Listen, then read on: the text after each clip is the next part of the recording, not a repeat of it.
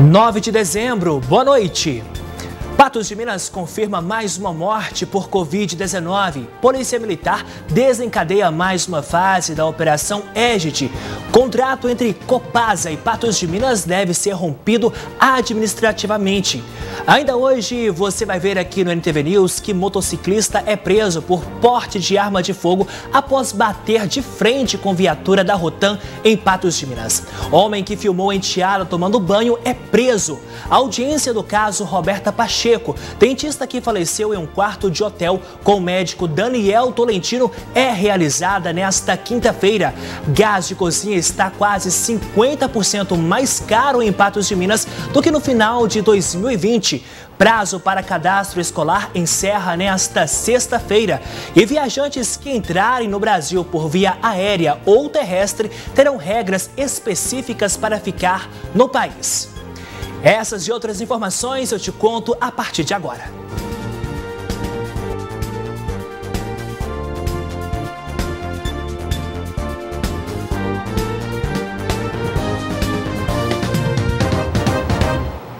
Após filmar a enteada de 16 anos de idade tomando banho, um homem foi preso em Carmo do Paranaíba.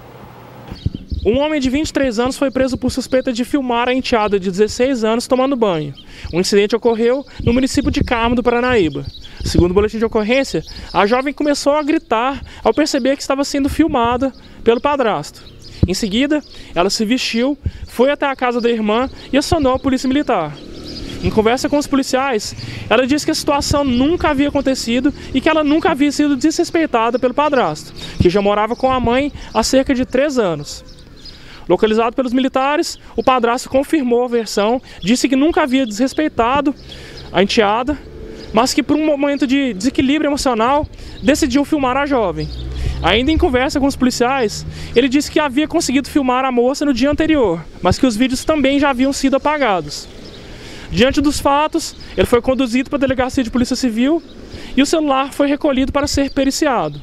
O Conselho Tutelar também foi acionado para acompanhar o boletim de ocorrência. Está em andamento em Patos de Minas a Operação Égide. O objetivo é reforçar a prevenção de crimes contra o patrimônio. A operação conta com policiais da 10ª Região de Polícia Militar e também com apoio da Rotam. 16 policiais militares e 4 viaturas do Batalhão de Rondas Táticas Metropolitanas estão em Patos de Minas.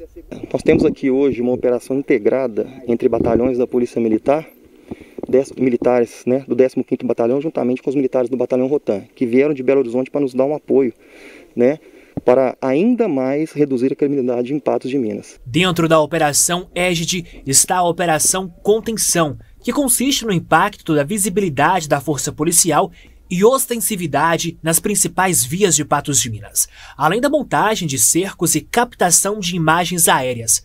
O objetivo é prevenir e combater crimes contra o patrimônio, inclusive a ataques a bancos. Na verdade, essa operação, o objetivo dela é prevenir o crime como um todo.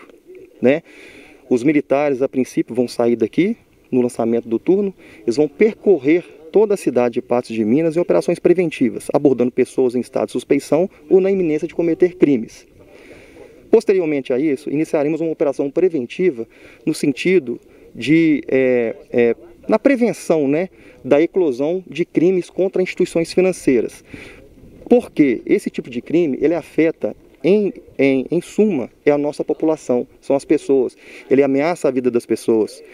Então o intuito principal é proteger vidas em Patos de Minas, desse crime hoje conhecido como Novo Cangaço. Para um trabalho de resultado, a polícia se diz preparada e treinada. Inclusive, segundo o comandante do 15º Batalhão de Polícia Militar, os militares têm tido êxito nesse tipo de combate. Estamos com a Operação Natalina também, na qual todo o nosso efetivo administrativo tem suplementado nossos esforços da Polícia Ostensiva. Nós temos sacrificado nosso serviço administrativo e os policiais militares da administração têm atuado todos os dias no centro de Patos de Minas, em toda a região central, onde há centros comerciais, em suplementação ao policiamento ordinário para a prevenção de crimes, principalmente contra o patrimônio. Ainda sobre a Operação Égide, um motociclista foi preso por porte de arma de fogo. Ele teria tentado fugir e batido de frente com uma viatura da Rotam. Nesta quarta-feira, a Operação Égide, União da Polícia Militar de Patos de Minas, com a equipe do Batalhão Rotan de Belo Horizonte, apreendeu o primeiro autor. Os policiais estavam patrulhando na Avenida JK quando avistaram 2 homens numa motocicleta com atividade suspeita. Na tentativa de abordar o suspeito, este tentou fuga e acabou colidindo com uma das guarnições da Polícia Militar. A guarnição do Batalhão Rotan estava patrulhando pela Avenida JK, quando ela se deparou com a motocicleta com 2 indivíduos em atitude suspeita. Eles demonstraram bastante nervosismo. Quando os militares decidiram proceder à abordagem, eles começaram a evadir da guarnição. Os militares eles pediram apoio via rede rádio. Outras equipes Rotan que estavam na proximidade vieram para fazer o cerco. Quando ele estava evadindo, veio uma guarnição de frente e ele acabou atingindo a contramão de direção e se chocou contra a viatura. O autor, de 39 anos, portava uma arma de fogo e, ao ser pego, entrou em uma luta corporal com a polícia.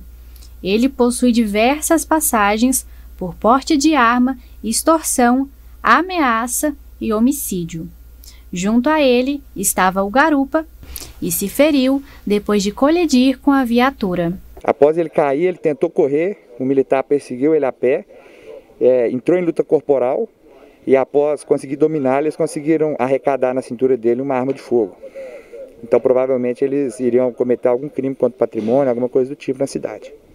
E o autor já tinha alguma passagem? Sim, ele é autor de diversas passagens, já foi preso diversas vezes por crimes contra o patrimônio, tráfico de drogas, crimes contra a integridade física também, lesão corporal, homicídio. O garupeiro teve no acidente, ele acabou se machucando, então ele vai ser levado para o hospital, mas segue sob escolta policial, aguardando a decisão do delegado de polícia quanto à manutenção da prisão dele ou não. E olha só essa história, um homem de 45 anos de idade perdeu R$ 27.800 após cair em um golpe de estelionato. Ele teria trocado fotos íntimas com a menor de idade e subornado por um suposto delegado de polícia. A informação é que um homem de 45 anos foi vítima de um estelionato e perdeu a quantia de R$ 27.800. Segundo o boletim de ocorrência, ele teria iniciado a conversa com uma jovem de nome Nicole por meio do Facebook. Eles trocaram mensagens íntimas e ele teria recebido fotos nuas dessa Nicole por meio do WhatsApp. No dia seguinte, um suposto policial civil entrou em contato com o homem e disse que essa moça Nicole se tratava de uma menor de idade e que teria registrado um boletim de ocorrência. Com medo de ser acusado do crime sexual, o homem realizou 2 depósitos para o suposto policial, um no valor de R$ 7.800 e outro no valor de R$ 20.000. Em seguida, ele percebeu que se tratava de um golpe e entrou em contato com a polícia e registrou o boletim de ocorrência. Ainda hoje aqui no NTV News, você vai ver que safra brasileira de cereais, leguminosas e oleaginosas devem fechar 2022 com recorde. E gás de cozinha está quase 50% mais caro do que no fim de 2020 em Patos de Minas. A safra brasileira de cereais, leguminosas e oleaginosas deve fechar 2022 com recorde de 278 milhões de toneladas, uma alta de 10% em relação à produção prevista para este ano. Esse é o segundo prognóstico para a safra do ano que vem sendo divulgado pelo Instituto Brasileiro de Geografia e Estatística.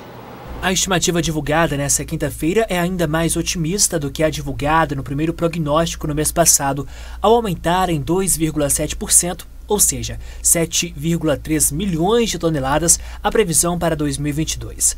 São esperadas para o próximo ano altas de 3,4% para a soja, 13,9% para a primeira safra do milho, 28,4% para a segunda safra do milho e de 4,3% para o algodão hebárceo. Por outro lado, são estimadas quedas de 4,2% para o arroz e de 8,5% para o trigo. A previsão é que a safra de 2022 se encerre com 25,2 milhões de toneladas a mais do que neste ano, ou seja, 0,5% abaixo da produção de 2020. Apesar das altas de 10,5% para a soja, de 4,9% para o arroz e de 26% para o trigo, este ano deve fechar com queda de 14,6% para o milho e de 17,6% para o algodão hebáceo. E olha só, perto do encerramento de 2021, o gás de cozinha está quase 50% mais caro do que no fim do ano passado. Em Patos de Minas, o valor médio está em torno de R$ 110 nos revendedores. Presente em todos os lares de Patos de Minas, o gás de cozinha é um dos produtos essenciais, cuja alta no valor tem dificultado a compra. A Petrobras repassou para as revendas, para as distribuidoras, 40% de reajuste. E as distribuidoras passaram mais 7% para os revendedores. Então, nesse ano de 2021, nós estamos fechando aí com um acúmulo de reajuste de 47% no gás de cozinha. 40% da parte da Petrobras, no ex-refinaria, e 7% por parte de companhia, que é o dissídio coletivo em outubro, que todo ano ela repassa para a gente. Totalizando esses números, Caio, a gente tem que, em final do ano passado, de 2020, o gás girava em torno de R$ 80, R$ 85 no mercado micro dessa nossa região. E hoje está variando entre R$ 110 e R$ 115. O gás liquefeito de petróleo, o GLP, está custando cerca de R$ 95 no Brasil, segundo a média semestral divulgada pela Agência Nacional de Petróleo, Gás Natural e Biocombustível. Segundo Elias Almeida, presidente do Sindicato das Empresas Revendedoras de Gás do Alto Paranaíba, o preço do gás de cozinha ainda não tem previsão para baixar. O mercado internacional, o que a gente tem olhado, de 15 dias para cá, ele teve um leve retrocesso. Isso não quer dizer que a curto prazo a Petrobras venha repassar isso. Então, assim, a gente está na expectativa de repente, especulação mesmo, que isso possa vir ser repassado da Petrobras para a gente e a gente repassar para o consumidor algum desconto que vier. A gente sabe que todo desconto que vem, o consumidor corre atrás e fica em cima. Hoje as notícias são muito transparentes e a gente realmente repassa esse desconto para o consumidor. Esse restaurante aqui no centro de Patos de Minas consome cerca de 3 botijões de gás por semana. Com 12 botijões de gás por mês, no ano passado, eles gastavam cerca de R$ 800. Em 2021, essa despesa subiu para cerca de R$ 1.300 e esse valor é refletido no preço pagado pelo consumidor final. Olha, não só o gás, como vários outros itens aumentou muito e a gente mexe com um tipo de comida mais popular, certo?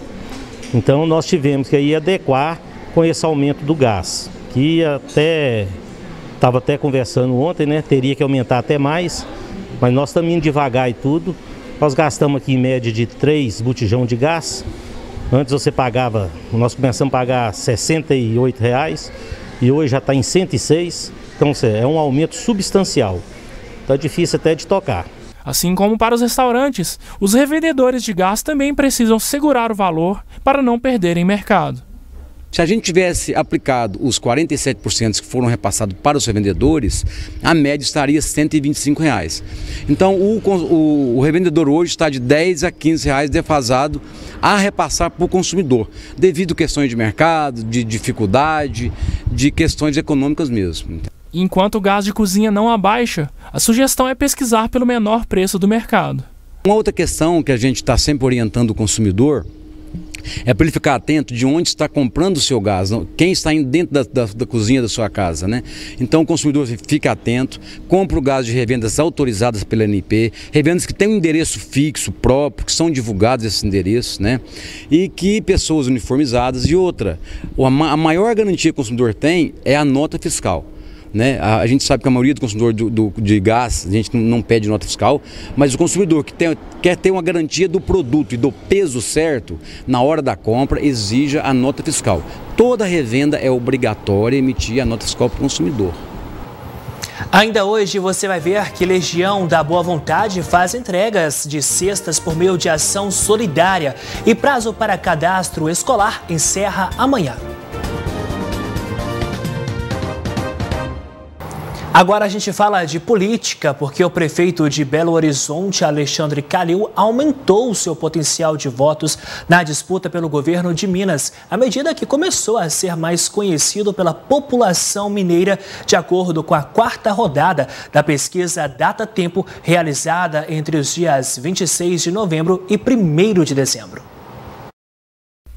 A pesquisa Data Tempo realizou 1.404 entrevistas em todas as regiões de Minas Gerais entre os dias 26 de novembro e 1º de dezembro. A margem de erro é de 2,62 pontos percentuais e o nível de confiança é de 95%.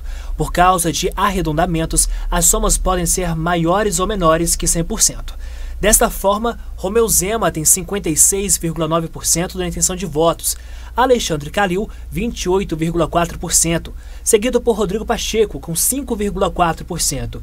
Reginaldo Lopes tem 4,3% das intenções de votos, Áurea Carolina, 3,1%, e Paulo Brant, atual vice-governador de Minas Gerais, 1,9%. A gente muda de assunto agora aqui no NTV News, porque os estudantes interessados em uma vaga na rede pública de ensino de Minas Gerais para o próximo ano devem fazer a inscrição no Sistema Único de Cadastro e Encaminhamento para a matrícula até amanhã. O cadastro escolar é feito por meio de inscrição no Sistema Único de Cadastro e Encaminhamento para a matrícula, para aqueles que desejam estudar na rede pública de ensino no próximo ano, em 2022, ou que desejam mudar de escola e não renovaram a matrícula. Na verdade, são para os alunos que na escola não tem mais que a modalidade. Por exemplo, os alunos que a escola é até 5º ano e ele já vai para o 6º, aí ele tem que fazer o cadastramento agora. Os alunos que a escola tem até o 9º, que vai para o 1º ano do ensino médio, também tem que ser cadastrado agora nesse momento. E ele também é para o EJA, para os cursos profissionalizantes e para os meninos do ensino médio integral, que queira estudar na escola de ensino médio integral do 1º ano também, ele tem que fazer o cadastramento, que é até dia 10. O cadastramento começou no dia 20 de novembro e vai até o dia 10 de dezembro. Já na próxima sexta-feira. Por isso, quem precisa realizar o cadastro deve ficar atento. Começou dia 20 de novembro, vai até dia 10 de dezembro e a Secretaria não pretende prorrogar. Então, assim, a gente avisa as famílias para não deixar também só para o dia 10, porque corre o risco depois, né, de tumultuar muito o sistema, né, aí às vezes pode dar algum problema, mas que faça antes, procure, se tiver qualquer dúvida, pode procurar a escola, as escolas estão aí ajudando as famílias a fazer, qualquer dúvida tiver, podem procurar as escolas. O cadastramento escolar pode ser feito por meio do site cadastroescolar.educacão.mg.gov.br. Lá, a pessoa deve se atentar aos dados necessários para preencher o cadastro. Então, você entrando lá, você vai fazer o cadastro. Aí tem que colocar. Quando você vai entrar, você vai colocar o endereço, porque nós trabalhamos hoje com o SUSEM, que é o Sistema de Alimentação. Então, o aluno vai para a escola mais próxima de sua residência. Então, você tem que colocar o endereço, colocar os documentos do aluno, se tiver, e do responsável, que seja do pai ou da mãe. Né, tem que ser enviado também, que depois eles vão comprovar no momento da matrícula. E quem perder o prazo terá que aguardar até a abertura do cadastramento das vagas remanescentes. Mas o alerta é para que os pais ou responsáveis façam o cadastro agora, para não perderem a oportunidade de colocarem seus filhos em uma escola próxima de onde moram. As pessoas que não realizar o cadastro têm que esperar quando nós abrirmos o cadastro de reserva, que vem as vagas remanescentes, que são aquelas vagas que estão sobrando, aí as pessoas vão entrar de novo no site para cadastrar. Mas tem que esperar fazer todas as matrículas, porque agora é o cadastro. Depois eles vão procurar a escola para matricular. Aí é quando eles vão levar a documentação que ele informou lá pelo site. Aí ele vai apresentar a documentação. E depois, aqueles alunos que ainda não fizeram, que chegaram de outro lugar mais tarde, ele vai entrar nas vagas remanescentes, que tem outro momento para fazer o cadastro novamente. Pede muitas famílias sobre essa questão, porque se deixar, para as vagas remanescentes, às vezes não vai ter vaga naquela escola que está mais próxima da sua casa. E agora, no momento, não. No momento, ele fazendo, o próprio sistema indica o aluno para onde ele vai. E eles pegam pelo endereço. Então, ele tem mais chance de estudar naquela escola que é mais próxima da sua residência. E depois, se as vagas não acabarem, é lógico que ele não vai ficar sem escola. Mas não garante que ele possa ficar perto da sua residência. E olha só que legal essa iniciativa. A campanha Natal Permanente da LBV está entregando 79 cestas de Natal para famílias assistidas pela entidade filantrópica em Patos de Minas. Além da tradicional cesta básica, eles estão recebendo presentes e panetones. 84 famílias serão contempladas pela campanha Natal Permanente da LBV em Patos de Minas entre os dias 9 e 10 de dezembro. Essa campanha, ela já é tradicional, acontece todos os anos, né? Em todas as unidades socioassistenciais e educacionais da LBV. Nós contamos aí com algumas parcerias, realizamos campanhas com o pessoal da comunidade e graças a Deus nós vamos atender aí a 79 famílias, né, e vamos contribuir com a segurança alimentar de todas. As cestas básicas contêm pacotes de arroz, açúcar, feijão, fubá, farinha de mandioca, sal, macarrão, óleo, café, extrato de tomate, leite e rosquinhas de coco. Além disso, as famílias também irão receber panetones e presentes para as crianças. Uma das famílias contempladas é a da Heloísa Dark. Vai ajudar bastante, né? Porque com essa pandemia, né, que a gente está passando, muita gente perdeu o serviço, outras pessoas perderam o salário pela metade, então vai ajudar bastante, não só eu, mas, né, com todas as pessoas que vai receber essa cesta, vai ajudar bastante, vão ter um Natal farturento esse ano em casa. Nós contamos aí com a ajuda de muitos parceiros, né, os padrinhos da comunidade, daqui de Patos de Minas, da região também, nós tivemos presente de algumas cidades vizinhas, né, que nós conseguimos, e vamos presentear aí as crianças, né, serão 97 crianças e adolescentes que vão receber um presentinho e a gente fazer o Natal mais feliz para essas crianças. E uma dessas crianças é o Lucas Emanuel, filho da Heloísa, que já sabe onde irá usar a bola de futebol que acabou de ganhar. Quadra, né, que sempre todo mundo vai jogar bola na quadra, né, tipo assim, em casa tá bem, né. Tá feliz com o presente? Sim. A LBV, Legião da Boa Vontade, é uma entidade filantrópica com sedes em todo o país que atendem famílias em situação de vulnerabilidade social. Em Patos de Minas, são assistidas 84 famílias com 97 crianças e adolescentes. É feito todo um acompanhamento dessas famílias na parte social e esse acompanhamento ele acontece para a superação das vulnerabilidades que elas trazem para a gente. Então a gente fica muito feliz hoje, né, nessa campanha, trazer esses alimentos para essa família, contribuir com a segurança alimentar delas para a gente é muito positivo, é muito satisfatório. Heloísa reconhece o trabalho da entidade e agradece pela cesta e presentes recebidos. Agradecer, né, a todos os colaboradores, né, que ajudou, que apoiou a LBV com essa campanha, tanto dos brinquedos quanto da alimentação. Queria agradecer todo mundo, queria agradecer a LBV também, principalmente a LBV também.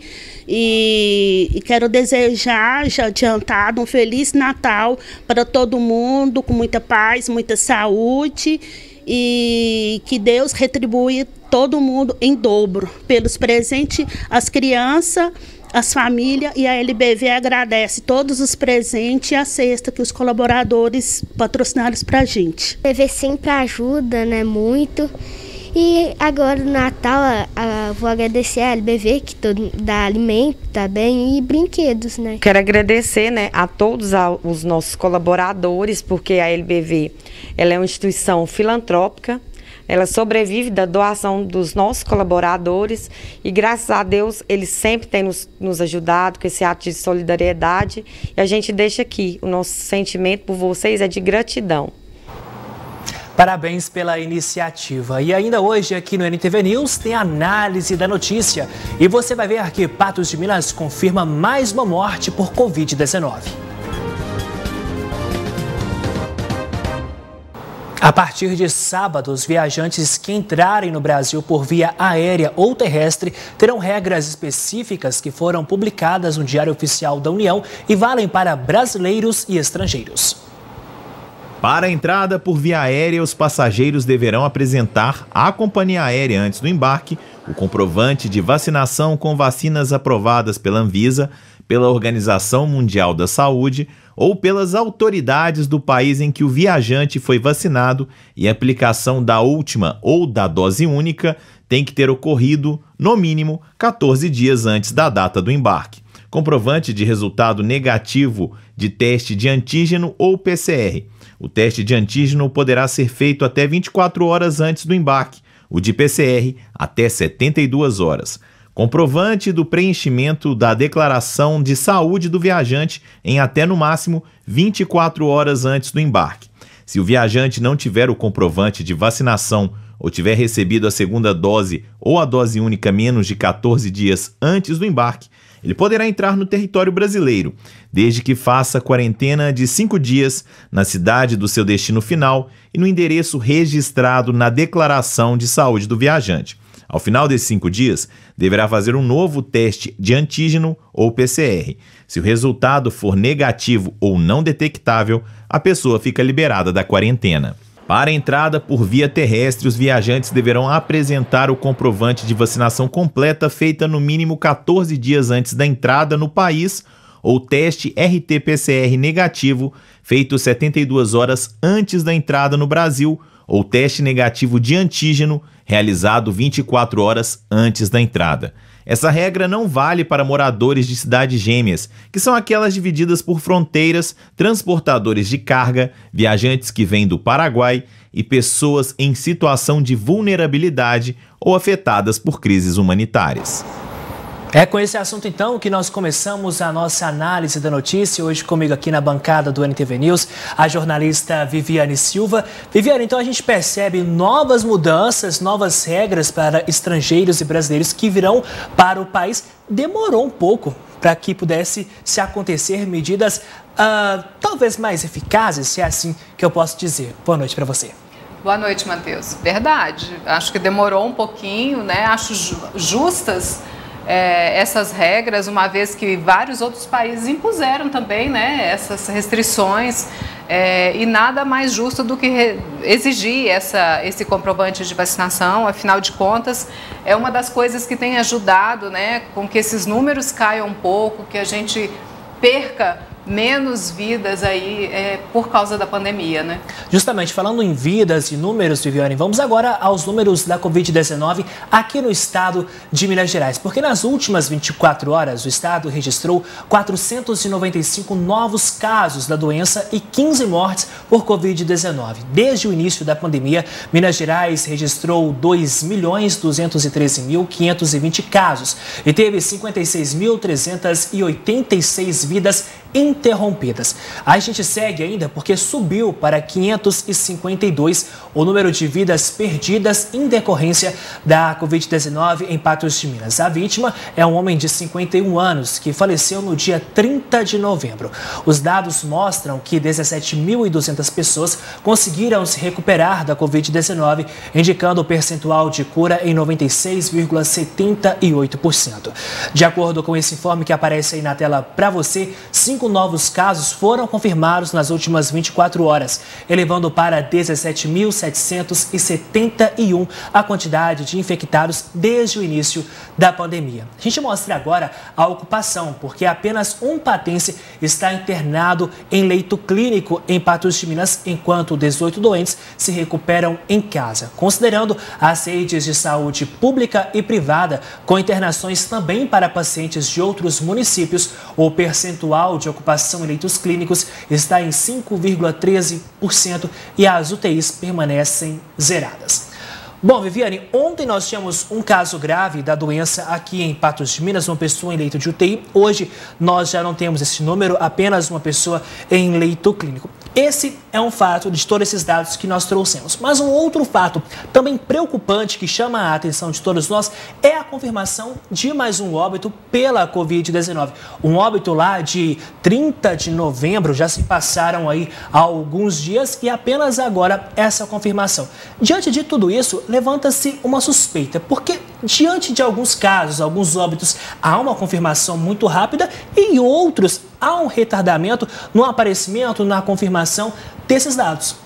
É verdade, a gente tem visto isso acontecer em várias situações, acho que em âmbito nacional também, né? Volta e meia a gente vê casos, confirmada mais uma morte lá de um mês atrás. Infelizmente são situações que ainda acontecem, eu acho que isso deixa um pouquinho, causa um pouco mais de medo e insegurança na gente, né? Afinal de contas, esse prazo aí, a gente fica na dúvida, né? Como é que tá? Isso tá muito bom? Nossos números realmente estão reduzindo ou não? A nossa expectativa é de que isso seja zerado, né? Que nós não tenhamos esse número, mas se tiver, que haja uma confirmação mais rápida, né, Matheus? Eu acho justo que a população fique mais tranquila em relação ao que está acontecendo realmente. Afinal de contas, estão ocorrendo mortes, não estão ocorrendo, né? E em que prazo? Isso é importante que a gente saiba. Em alguns municípios, Viviane, no aparecimento do boletim epidemiológico, aqui em partes do início também apareciam óbitos suspeitos. Ao meu ver, isso também é importante para que a sociedade, a população, possa ficar atenta ao que tudo aparece. Porque os dados que nós trazemos aqui para você que está em casa são dados oferecidos pela prefeitura. E ao que parece, está tudo certo. Mas, de repente, é uma nova confirmação de um óbito de dias passados e causa medo, causa uma preocupação, porque diante de um cenário em que se aparece certa tranquilidade, de repente vem um balde de água fria e mais uma morte, mais uma vida lamentavelmente interrompida por esse vírus. É verdade. Transparência, gente, nesse caso eu acho que é essencial. A gente vive num momento em que essas informações elas fazem diferença na nossa rotina, no nosso dia a dia, no nosso cuidado, na nossa prevenção. E é importante que as autoridades elas tenham esse cuidado de ter transparência e ter muito cuidado quando falar sobre o andamento, né, da Covid-19, do que está acontecendo realmente, para facilitar que a população colabore, faça a sua parte, reduzindo esse número. Porque é um caminho conjunto, né? É o poder público, certeza. A população fazendo a sua parte. Viviane, a gente faz uma pausa rápida aqui no NTV News e na sequência a gente volta com mais análise da notícia. De volta com o NTV News e a nossa análise da notícia para te mostrar que profissionais da educação de Patos de Minas poderão receber bonificação. É que o prefeito Luiz Eduardo Falcão anunciou que vai dividir as sobras de recursos do Fundo Nacional da Educação, o Fundeb, com os profissionais da categoria. Dos recursos recebidos pelo município através do Fundeb, 30% devem ser usados para a estrutura e outros 70% destinados à formação e contratação de professores. Mas em 2021, o cenário de pandemia ainda deixou os estudantes fora das salas de aula e novos profissionais não foram contratados. E cerca de 3 milhões de reais não foram utilizados. Ele não pode voltar. Na realidade, você tem que ter um planejamento para ter um gasto exclusivamente com o professor. Então, agora, com essa sobra, não simplesmente nós poderíamos fazer o rateio, dar o 14º para o professor. A gente precisaria de autorização do Ministério Público. E agora, dia 24 de novembro, né, saiu a autorização que as prefeituras, tanto Patos de Minas como outras, pode fazer isso com essa sobra, dar o 14º para o professor. Para dividir o dinheiro entre os profissionais da educação, o Executivo Municipal encaminhou um projeto à Câmara. A apreciação na reunião dessa quinta-feira causou muita discussão. Do projeto. Isso, é o projeto. No início houve, sim, discussão, o vereador chegou a pedir adiamento de discussão, porém teve bastante debate, foi pedir a suspensão da reunião para que pudéssemos conversar um pouco mais a respeito do projeto e o vereador retirou o pedido de adiamento, foi levado à votação e aprovado com uma emenda que não altera o conteúdo do projeto e aprovada. De volta à pauta, foi aprovada uma emenda do Legislativo e o projeto acabou aprovado por 15 votos, em primeiro e segundo turnos. Acredito que os profissionais da educação que vão receber esse auxílio ficaram satisfeitos e é bom, bem-vindo para eles. E importante também que esses profissionais trabalhem com alegria e é um reconhecimento também ao trabalho realizado por eles durante todo o ano. O próximo passo agora será o levantamento dos beneficiados. Nós temos a fonte, né, que aquele professor recebe pelo Fundeb. Mas nesse momento agora abriu-se um leque, vamos dizer assim, quem tem realmente o direito de receber. Então nós não vamos ter exclusivamente professor, mas todos aqueles envolvidos, né, dentro da educação. Viviane Silva, e durante a movimentação na Câmara hoje, justamente nesse momento em que envolvia o Fundeb, houve uma certa manifestação por parte das pessoas que estavam ali quanto ao vereador José Luiz, que precisou de um tempo ali, uma paralisação durante a sessão para estudar um pouco mais, para entender um pouco melhor desse projeto? Exatamente. Por pelo menos 10 minutos a reunião foi suspensa, os vereadores iniciaram ali uma conversação, inclusive o vereador José Luiz, que foi quem pediu, né, a suspensão. Eles discutiram um pouco mais e ele decidiu então por retirar o pedido e acabou sendo votado, inclusive em primeiro e segundo turnos já. Houve uma grande presença também de profissionais da educação, muitas pessoas estavam lá para acompanhar, né, toda essa movimentação que felizmente acabou de uma forma muito boa para esses profissionais. A gente sabe que a categoria dos professores vem sempre sofrendo a vida inteira com essa coisa de uma valorização, né, que nunca teve, na verdade, como ela deve ser tratada. E eu acho que qualquer vantagem que vem a partir de agora para eles é muito importante, né? E com certeza, se esse recurso está aí, deveria ser destinado à contratação, não aconteceu, é muito justo que seja repassado. Afinal de contas, os professores, eles tiveram que se desdobrar nesse período de pandemia, né? A gente viu muita gente falando, o professor não está trabalhando e tal, mas eu conheço muito bem essa realidade, sei que os professores trabalharam muito mais nesse período de pandemia, de uma forma diferente. Na verdade, tiveram que reaprender a forma de dar aula, né? Fazer um novo trabalho, utilizar ali o seu material, né? A sua própria estrutura de internet, muitas vezes para oferecer essas aulas. Eu acho que é muito justo. Com toda a certeza. E os assuntos lá na Câmara não acabaram por aí, né, Viviane? Porque o prefeito de Patos de Minas, Luiz Eduardo Falcão, participou nesta quinta-feira da reunião extraordinária lá na Câmara Municipal, onde declarou que irá acatar as recomendações do relatório final da CPI da Copasa, promovendo a rescisão do contrato entre o município e a Companhia de Saneamento. Então, o Falcão acabou anunciando, concordando com o relatório da CPI. Ele pretende, então, Viviane, romper esse contrato com a Companhia de Água de Patos de Minas administrativamente? Exatamente, ele foi bastante claro nisso.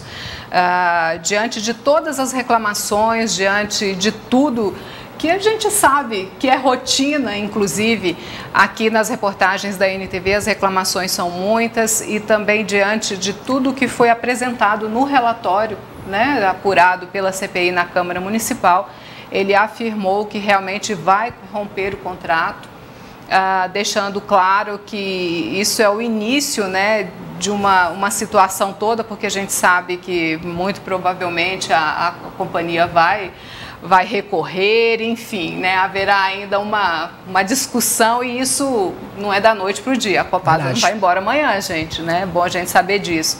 Mas, enfim, é importante saber que as medidas serão tomadas, né? Acho que a população já está bastante cansada dessa situação, das infinitas reclamações, né, de todo jeito, da questão da água, que falta água em tantos lugares, da questão do tratamento de esgoto, da falta de investimentos, né, e de não cumprir, inclusive, alguns compromissos assumidos, inclusive esse ano, com a administração municipal.